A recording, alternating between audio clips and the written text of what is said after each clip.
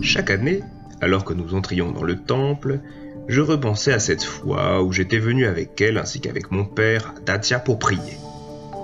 Négligemment, j'avais planté un à un les bâtons d'encens dans le brûloir, et comme je n'avais rien d'autre à faire, j'étais allé courir dans les environs. J'aimais regarder les deux compagnons de Matsu, Qian Lian, celui qui voit 1000 lieues, et Shun Feng, celui qui entend les sons apportés par le vent qui trônait devant le hall principal du temple. Il prenait vie à l'occasion de l'anniversaire de Matsu et se mettait à marcher en se dandinant. J'aimais aussi les lions de pierre, avec leurs yeux exorbités, leurs crinières bouclées, leur gueule toujours ouverte, dont on ne sait jamais si elle te sourit ou si elle te menace. Sous la patte du mâle se trouvait une sphère, tandis que celle de la femelle piétinait un lionceau. Et il y avait encore leurs queues enflammées et leurs griffes à moitié rentrées dans les pattes. Bien qu'ils soient représentés avec une posture de vrais lions, ils différaient de beaucoup des lions de la réalité. Quand j'ai été un peu plus grand, j'ai demandé à la personne du temple, préposée au déchiffrement des poèmes divinatoires, pourquoi les lions de pierre étaient si différents des vrais lions. Il m'a répondu qu'il ne le savait pas non plus. Peut-être que comme c'étaient des lions de temple, ce n'étaient tout simplement pas des lions ordinaires. À chaque fois, j'allais palper furtivement leur ventre. Ce jour-là, je ne sais pas ce qui m'a pris, j'ai été attiré par la gueule du mâle, et sans y penser, je lui ai offert ma main, un peu comme si je voulais lui donner à lécher. Ma mère, qui venait tout juste de sortir du temple, m'a repéré, et elle m'a attrapé par le bras en me giflant devant tous les pèlerins qui déambulaient au milieu de la cour centrale. « Sale gosse! Tu ne sais donc pas ce qui est arrivé à Guy quand il a mis sa main dans la gueule du lion ?»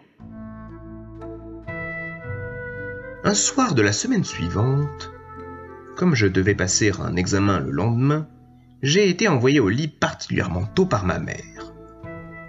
Ma famille disposait d'une petite chambre de genre mansarde au 2e étage du marché.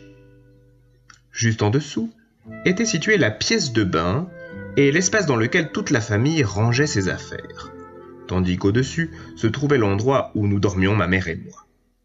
Une fois lavé, mon père retournait dans la boutique pour dormir sur son long fauteuil en rotin parce qu'il n'y avait pas d'autre choix, la chambre était trop petite. Quand je me suis réveillé, ma mère dormait encore à poing fermé. La porte de la chambre était entr'ouverte. Il n'y avait pas de verrou, car il n'y avait dans la pièce qu'une planche de bois séparant la pièce en deux. À peine sorti de mon sommeil, j'ai aussitôt regretté d'avoir oublié de bloquer la porte, ce soir-là, avec la machine à clé. Dans l'embrasure de la porte, j'ai en effet vu un lion de pierre qui me faisait face. Oui, celui-là même dont je m'étais moqué dans le temple de Dacia. La crinière bouclée, les pattes trapues, les sourcils broussailleux, le sourire mystérieux. Je n'ai ni pleuré ni crié, peut-être bien parce que j'avais attendu le lion toute la semaine et que je m'étais déjà psychologiquement préparé à sa venue. Je me suis rappelé le rêve que je faisais juste avant de me réveiller. Je chevauchais un animal à sabots sur la passerelle. Comment est-ce que je savais qu'il avait des sabots ? Mais parce que ça faisait cataclop, cataclop quand il marchait sur la passerelle. Ainsi juché sur son dos, j'avais une vision effrayante de la rue en dessous, et je m'étais empressé de sauter de ma monture. À cet instant précis, la passerelle était devenue une rivière. Je m'étais un jour imaginé que si la ville tout entière se retrouvait submergée, je pourrais toujours me réfugier sur la passerelle. Mais si la passerelle elle-même devenait une rivière, il n'y avait plus grand-chose à faire. Je suis donc tombé dans l'eau et très vite, j'ai avalé plusieurs gorgées. Au moment où j'allais me noyer, j'ai senti qu'on me hissait sur la rive. J'ai découvert que c'était le lion de pierre qui m'avait attrapé dans sa gueule. Je me suis retourné pour voir le courant.